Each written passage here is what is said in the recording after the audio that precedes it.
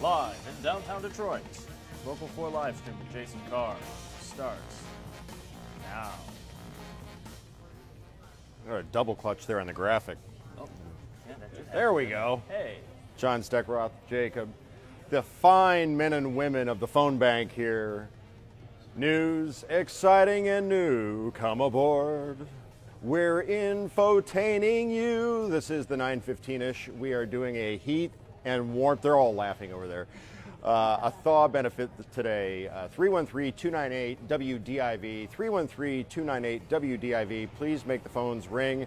We are trying to keep folks warm. And don't forget, DTE, the partner in all of this with the Heat and Warmth Fund, is actually matching dollar for dollar. So if you were to call up right now and donate $100 to help keep somebody warm this winter, then DTE would also write a check for $100. Right here, somebody needs a phone to ring. Your name is? Valencia. Valencia, there's the camera right over there. I want you to challenge somebody to call you up right now. Please call and make a donation. People really need them. All right, you're not going to call anybody out by name? No, I'm not. All right, guys, call us up. Let's get some donations in. This is a wonderful cause. Let's keep our folks warm. All right, and a wonderful cause as well is this little thing that we do every day called the Jason Carr Live. It started, we've begun, what is this, day 8 of That Was Then, This Is Now. Day 8. Day 8. Producer John Steckroth Steckroth back here. 3 months into this. What's that? 3 months? Did we start on August? Beginning of August?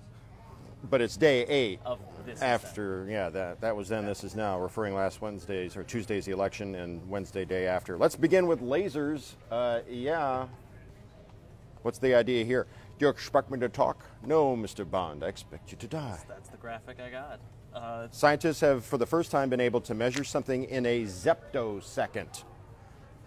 A zeptosecond. I bet if you were laying on that table and a laser was going up the table, Wouldn't be thinking about zeptoseconds. it'd be going real fast.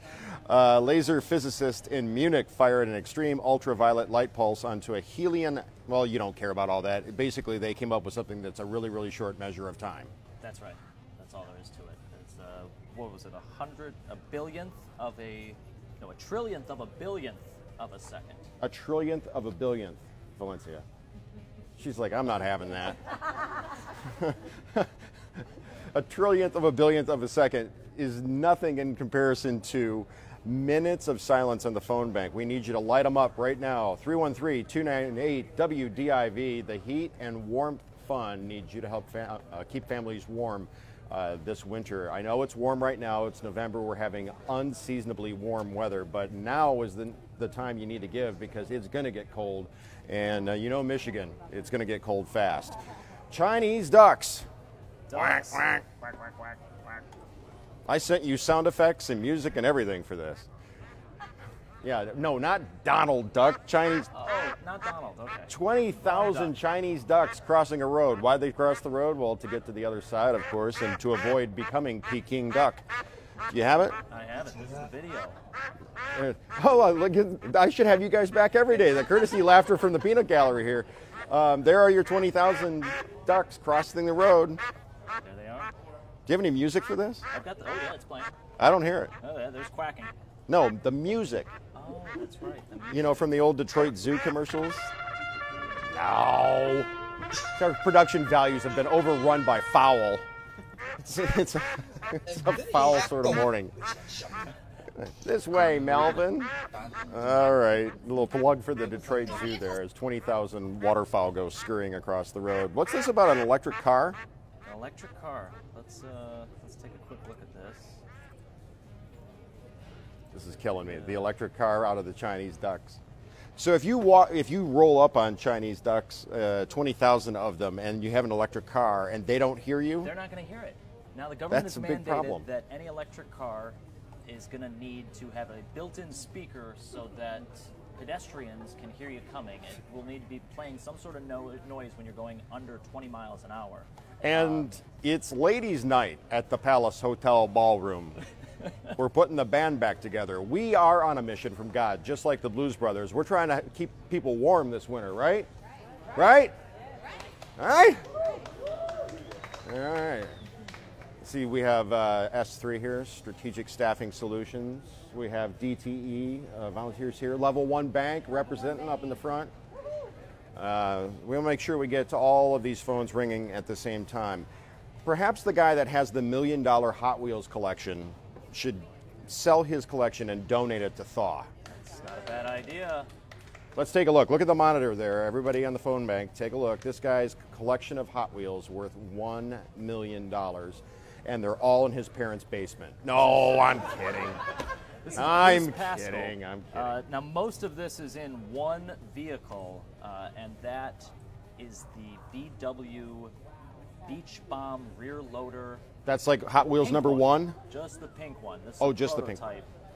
Last time it sold for $125,000. The wheels are a little larger than most of them. The colors are odd, and then those surfboards actually come in and out of that back seat. So that's what makes this car so rare, but apparently that's 15% of his $1 million collection. The telltale red stripe around the wheel there, the tire, you see it? Yep.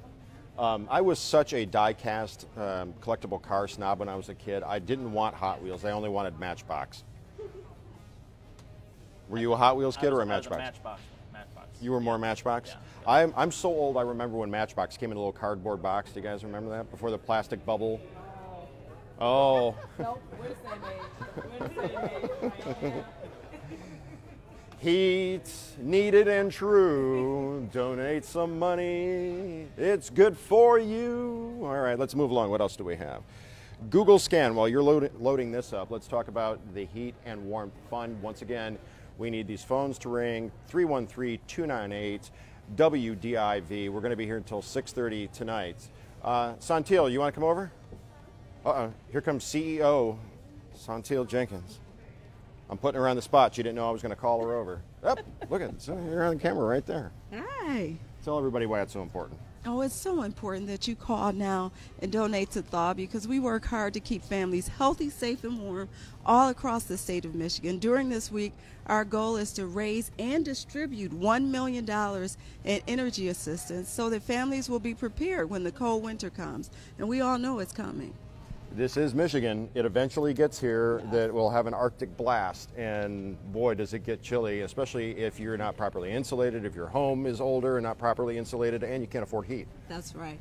And we can help with that as well. We provide energy efficiency education, which includes kits to help people insulate their homes, wrap their pipes, help you save on hot waters by adding aerators as well. So we can help people learn how to keep their homes warm long term, not just this winter, next winter, and down the line. All right, John, can we get a dramatic, what's going on back here?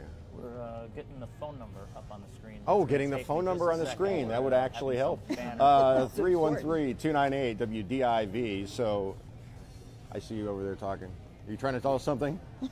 No? All right. Look right into the camera there, invite everybody to call. Please call 313-298-WDIV. 313-298-WDIV. Help us keep families warm. 70% of the homes we serve have a child or a senior in the home. So you're helping somebody's baby, somebody's grandmother. Please call us now. All right. And if you don't call, not only am I going to keep singing, so is she. Yeah. And you don't want me to sing. You'd rather call than hear me sing. Santil, thank you so much. Thank you, Jason. All right, let's get back to the Google Scan, John. A new Google app called Photo Scan makes it easier than ever to scan old photos directly from your phone. So it's like, it's a scanner, in a sense. Now, I will tell you that I just tried this upstairs in the Live in the D office, and it took me several tries. And it is sensitive to the overhead light source. So if you don't turn the flash off, you're still going to get a flash pop in the middle of the photo.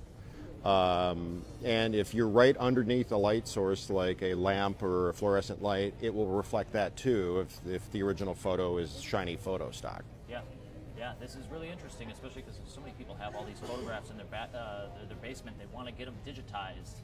This is an easy way to go about it, but again, photography is all about lighting, and that's what becomes difficult in this.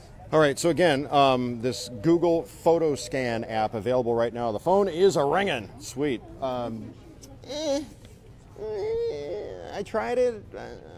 I can't see going through my entire box full of photos from 30 years and doing this one at a time where you have to line up the 4 circles. So kind of a meh there, but I eventually got it to work and it looked pretty decent, but not as good as an old style scanner. Did you see this home up in the mountains? Talk about needing some heat. This is in the Slovakian Alps, the Slovenian Alps, I'm sorry. This is just on the Italian-Slovakian border, and Office Aratekiti designed this home. This is a 104 square foot cabin located on Mount Cannon, and it sleeps 9 people. There's only 3 rests. It's a real small little thing, but the only way to get to it is by climbing to it or taking a helicopter. You know what scares me? It looks like a No, we're still on. So this is where the phone back said, you were in commercial. No, no this is the commercials 915-ish in all of its glory. There's the construction. Yeah. Hey, let's go on to Trump masks. Trump masks. While we're doing that, Jacob, how's the live audience doing there? Good, we're like low to mid 100s. Want to get it up. Yeah, please pump it up. No matter what your feelings are about the president-elect, I think we can all agree that... Okay, now before we move on to Trump, I see Melissa Najera, who is watching our show almost every day, and she is asking for you to sing. And what will happen if I sing? I don't know. Is she claiming she's going to call? Well, she also put in the phone number. So she may have already called. I don't know. Melissa. Fly me to the moon. Let me play among the stars. All right. Let me see what spring is like on a Jupiter and Mars. Star Wars, nothing more than Francesca Catanese. Trump masks. In the wake of the presidential election, factories in Japan are struggling to keep up with demand for Donald Trump masks. 40 a day to over 300 a day at one factory. Wow. And here they are being produced. We have a shift change here at the phone bank. Pilot diffuses political argument on United Airlines. It's a flight headed to Mexico. People were arguing on the plane. He got in the intercom, and I presume it went something like, ladies and gentlemen, this is your pilot speaking. Please refrain from attacking each other politically.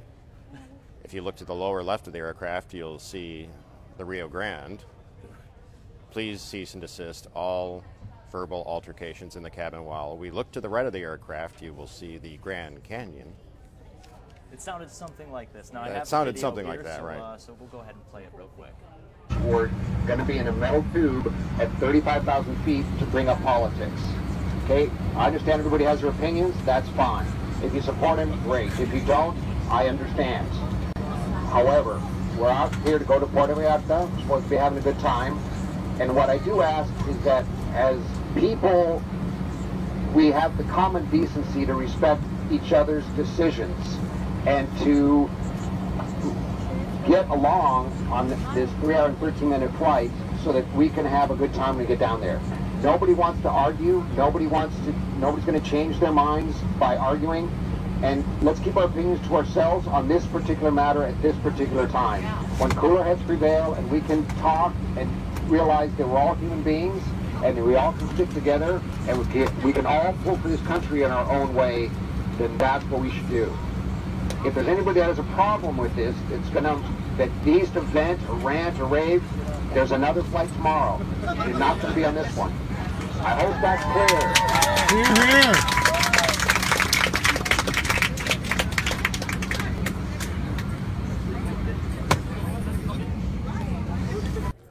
And if you turn to the left of the aircraft, you'll see some birds flying. Speaking of airplanes, yeah. We have this graphic, not Where's Waldo. Okay, can you spot the airplane? There's Phone an bank airplane people, turn around, try to spot the airplane in this collage of starfish as we remind everybody, 313-298-WDIV. Sharon called in with a $50 donation. Thank you so much, Sharon. We appreciate that. DTE is going to match with another 50 on top of that. Very generous of you. Keep looking. There is an air. This is not one of those funky things where you have to let your eyes go all cross-eyed in order to see it. Nope, it's there. Can you spot the airplane? Oh, Jacob just found it, and it looks like Melissa Najera found it. Now, I didn't grab the other one. The phone bank people are starting to point all at the same time. There it is. It's not easy. But we're not going to circle it today. Tomorrow. You got to tune in tomorrow, and we'll have that reveal of where that airplane is. Okay, that is a very admirable attempt at a deep tease, but as soon as this is over, everybody's going to go online, find this, and find the airplane before tomorrow's show. They might. But in case you don't, yes, we will reveal where the airplane is tomorrow. Finally, the Green Dot Mannequin Challenge, Green Dot Stables on Lafayette posted their challenge, and they did it with the full house. They did it with a full house, a lot of people, so we thought we'd take a quick look at that.